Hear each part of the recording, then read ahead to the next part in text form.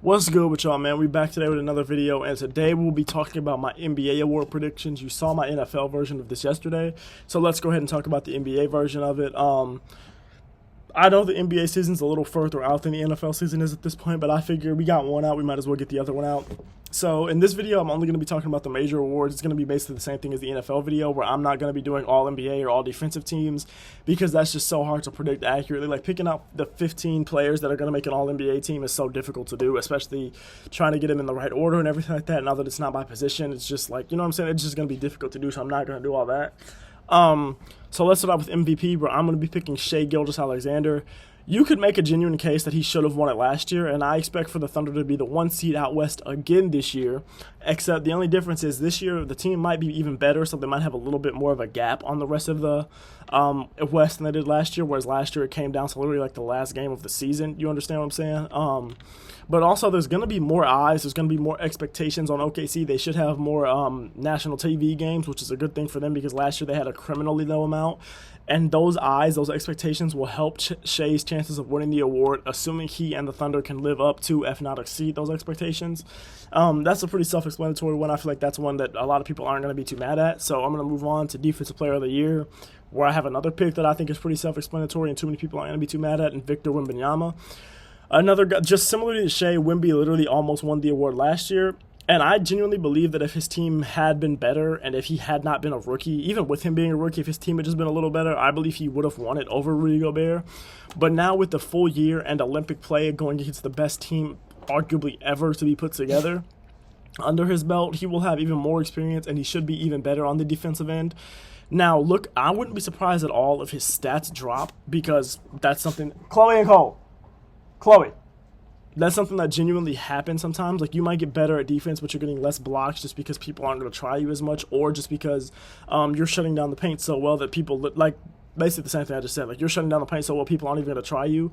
But also he's going to be playing, like, he might just be playing better in the help. Like, you know what I'm saying? Things like that, where his numbers might decrease, but his value on the defensive end is something I expect to increase significantly, which is terrifying for the league, if we're being honest, because, first of all, he was already super valuable on that end last year, but then imagine if he gets even more valuable and his numbers don't drop. This man was averaging, what, almost 4 blocks a game last year? Like, 2 steals also? Like, if his numbers don't drop and his value increases, bro, I don't know what you're going to do. Like, I don't know. It might be unanimous Defensive Player of the Year. Like, genuinely, it would probably be unanimous. So that's one that's pretty easy. I don't have to talk too much about that, I don't think, or at least I hope not. So let's move on to Rookie of the Year. This is one that I feel like I don't have a solid pick for. This is one of those where it's just kind of, I picked a guy just based off of gut instinct. I'm going to go with Rob Dillingham. I did think about others. I thought about Mondes Buzelas of the Bulls. I thought about Dalton Connect. I thought about Zachary Richardson. I thought about Reed Shepard. I thought about a lot of guys for this, just because I don't... Hold on. I hope you said bless you. Thank you. Just because there are so many guys in this draft class that I'm not super high on, where like a lot of these guys to me are kind of going to be in like the same tier of player that don't have super crazy expectations for any of these guys, like I did with Wemby's class. And I like a lot of these players. Please don't get me wrong. I'm not trying to hate on them or anything. I wish the best for all of them. I hope they all end up being, you know what I'm saying, Hall of Famers, but that's not going to happen. You know what I'm saying? But I just don't necessarily love any of them as players above like the rest of them. Like, it's not like where it's Wemby's class where I think, ooh, these couple players are just so much better than the rest of them, or just this one player is so much better than the rest of them. I don't see that, and I'm just going to pick Rob Dillingham because I think he can put up really good numbers as a bench player, and maybe even a starter if like Mike Conley gets hurt or something, or if they just want to change things up for the Timberwolves. And because I think his flashy play, his shifty style of play will bring highlights to his game, which is never a bad thing in a Rookie of the Year race, especially when he's on a team that's already going to be good, that already is going to have media attention on it because of Anthony Edwards, you know what I'm saying? So I feel like that's something that can't hurt him. So yeah, I'm going to pick Rob Dillingham here, but honestly, if you're mad at this one, or if you have someone else, you could make a case for a lot of guys. I would love to hear your case, because you might make me rethink it, you know what I'm saying? This is one that I did spend a lot of time on, just because I was trying to think, like, the original guy that came to my mind was Dalton Connect, but then after that I was like, ooh, Mondes Buzelas might do something, because this is a rebuilding team, but then I'm like, Zach LaVine's probably going to take shots away from him, you know what I'm saying? And then I was like, well, Reed Shepard could do it, but then, you know, Jalen Green's probably going to take shots away from him, and Fred VanVleet's going to get some shots up too. So I'm not sure. I really am not sure. Now, this one is another one that I thought about for a long time. Oh, no, not this next one. But this one is the one that I think a lot of y'all aren't going to be mad at. The one that I thought about for a long time was Most Improved Player. But this one, Sixth Man of the Year, I'm going to pick Malik Monk. I expect for Monk to come off the bench this year again, for Kevin Huerter to start, just because the Kings do need that spark off the bench that Malik Monk is. I believe Malik Monk is the better player than Kevin Huerter, but I think the Kings need that spark off the bench, and Kevin Huerter's not going to give them that like Malik Monk will. In my opinion, Monk probably would have won this award last year had he not gotten hurt towards the end of the year. And I expect the Kings to be slightly better this year, which also helps his chances. So I'm going to give it to Malik Monk. He's going to be a guy that's going to get some highlight plays. Coley and Cole, will you two relax, you beasts? Lord, like, do I need to put y'all in the laundry room? Damn. They upset me. I love them, but they upset me. So I'm just going to give it to Malik Monk. He's going to get some highlight plays. He's going to be flashy. You could also say it's going to be Naz Reid who's going to win back-to-back. I did think about Naz Reid. I also thought about some other guys, but I'm going to give it to Malik Monk, mostly because I just I don't expect any drop in play for him, whereas off the bench this year for the Timberwolves, you're going to have probably Rob Dillingham, Terrence Shannon Jr. Those guys are going to take some shots away from Naz Reid if I had to guess. So that's why I'm not going to give it to Naz Reid. But moving on to most improved player, another one that I did think a lot about, like I said, I'm going to pick Immanuel Quickley of my Toronto Raptors. And before y'all call bias, before y'all start hating, before y'all start crucifying me, whatever you're going to do, let me explain why I picked Immanuel Quickley, and it's because I want to tell you right now, I could see a lot of people winning this award. There are some second-year players I could see winning this award. Like, I could see Amen Thompson.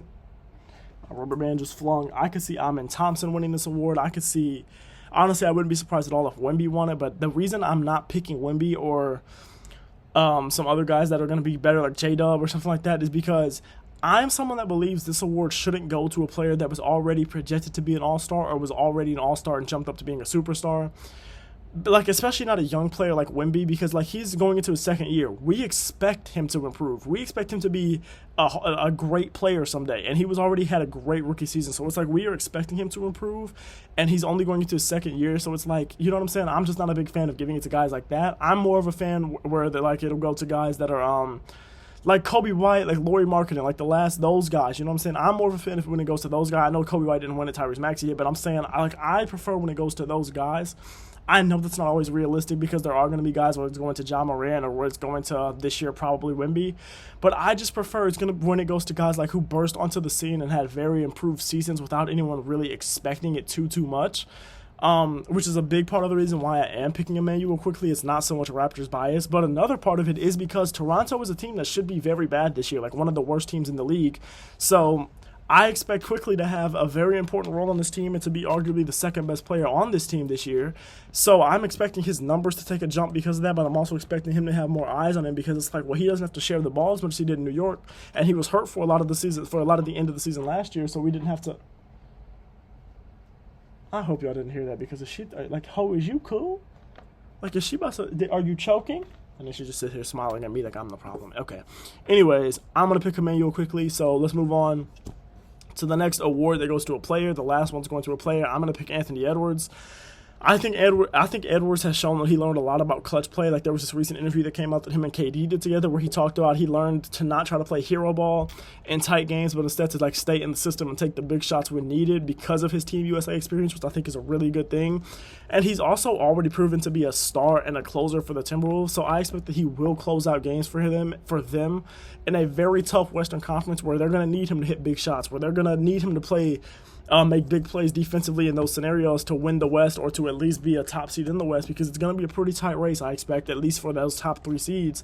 And they're going to be a team that's going to be in that race for those top 3 seeds. And to do that, they're going to need to win those clutch games. And I think Anthony Edwards is going to be crucial in that, especially if his pull-up shooting and his passing improves in the way I expect it to without his defense dropping off. He's going to be one of those guys that I think gets a lot of eyes on him for Clutch Player of the Year if he starts to hit those buzzer beaters, if he continues to make those big clutch time end of the game blocks and everything like that. Because you know Anthony Edwards is going to get some highlights. You already know that. So if he can also just get better in the clutch and just start hitting those pull-up shots where the defense is focused on him more in those moments where it's like end of the shot clock or just end of the game clock, that's going to help him a ton. That's going to help them a ton. And I think his Team USA experience will be pivotal in that. So I'm picking Anthony Edwards. And then let's go to last but not least. For Coach of the Year, I'm going to pick Joe Mazzulla. Simply, this one is one that I don't think is going to get too many people mad. I did think about a lot of coaches for this because there are a lot of great coaches in the NBA right now. Like the fact that Eric Spoelstra doesn't have a Coach of the Year is criminal, but I don't think the Heat are going to be good enough for him to win it this year. But Joe Mazzulla is simply just a phenomenal coach coming off of a championship, and for the second year in a row, if you ask me, he has the best team in the league. If they win the East, and if they do it as easily as they did last year, or at least with a pretty big gap, it doesn't even have to be as big as the gap was last year because the East did get better. I have no reason to think this award will go to anyone but him, and in my opinion, it's pretty much his award to lose. So, yeah, I love y'all. I appreciate y'all. Thank you for watching, and yeah, I'll see y'all Monday with another video, bro. Love you. Thank you.